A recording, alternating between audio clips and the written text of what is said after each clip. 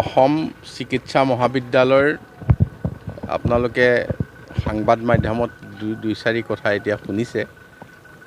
আমি গোটেইখিনি চৰকাৰৰ দৃষ্টিগোচৰ হৈছে আৰু জিলা উপায়ুক্তকে ধৰি জিলাৰ আৰক্ষী অধীক্ষক, মেডিকেল কলেজৰ প্ৰিন্সিপাল, ছুপাৰিনটেণ্ডেণ্ট আৰু সংশ্লিষ্ট সকলোৰে সহযোগত যিখিনি লোকে ইয়াত অবৈধভাৱে তাত যিকোনো কামত জড়িত হৈছিল তেওঁলোকক ইতিমধ্যে তাৰ পৰা উচ্ছেদ কৰা হৈছে আৰু লগতে তিনিজনক ইতিমধ্যে গ্ৰেপ্তাৰো কৰা হৈছে।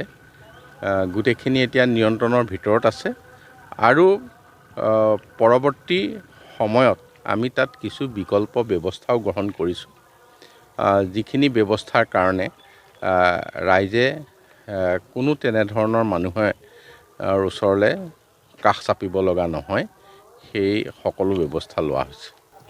এইটোতো বিশেষজ্ঞই কৈছে নে সংবাদ মাধ্যমে কৈছে, আমিতো বিশেষজ্ঞসকলৰ মতামত আমিও লৈছোঁ। গতিকে আমি সাধাৰণভাৱে সদায় দেখি আছোঁ যে ভেকচিনৰ ক্ষেত্ৰত যদি কেতিয়াবা ৰিয়েকশ্যন হ'ব লাগে খুব কম সময়ৰ ভিতৰত হয়, কিন্তু আজি ভেকচিন কোন সময়তে শেষ হৈ গ'ল। তাৰপিছত এতিয়া বিভিন্ন ধৰণে বিভিন্ন বেলেগ বেলেগ কাৰণত লোৱা কথা এইবিলাক। ভেকচিনৰ ৰিয়েকশ্যনৰ কাৰণে বা আজি হৈ থকা যিবিলাক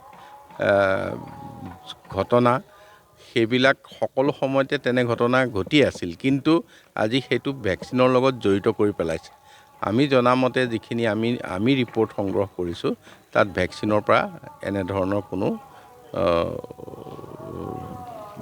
প্ৰতিক্ৰিয়া হোৱা নাই বুলি আমি জানো।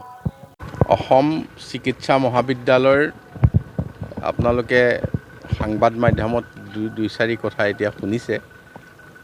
আমি গোটেইখিনি চৰকাৰৰ দৃষ্টিগোচৰ হৈছে আৰু জিলা উপায়ুক্তকে ধৰি জিলাৰ আৰক্ষী অধীক্ষক, মেডিকেল কলেজৰ প্ৰিন্সিপাল, ছুপাৰিনটেণ্ডেণ্ট আৰু সংশ্লিষ্ট সকলোৰে সহযোগত যিখিনি লোকে ইয়াত অবৈধভাৱে তাত যিকোনো কামত জড়িত হৈছিল তেওঁলোকক ইতিমধ্যে তাৰ পৰা উচ্ছেদ কৰা হৈছে আৰু লগতে তিনিজনক ইতিমধ্যে গ্ৰেপ্তাৰো কৰা হৈছে।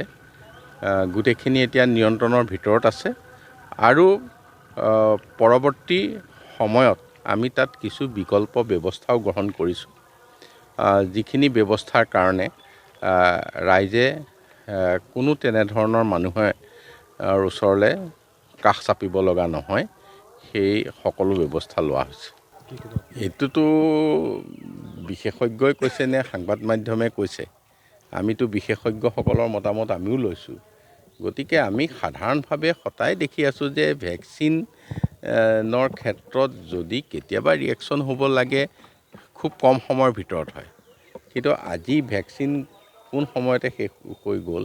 তাৰপিছত এতিয়া বিভিন্ন ধৰণে বিভিন্ন বেলেগ বেলেগ কাৰণত লোৱা কথা এইবিলাক। ভেকচিনৰ ৰিয়েকশ্যনৰ কাৰণে বা আজি হৈ থকা যিবিলাক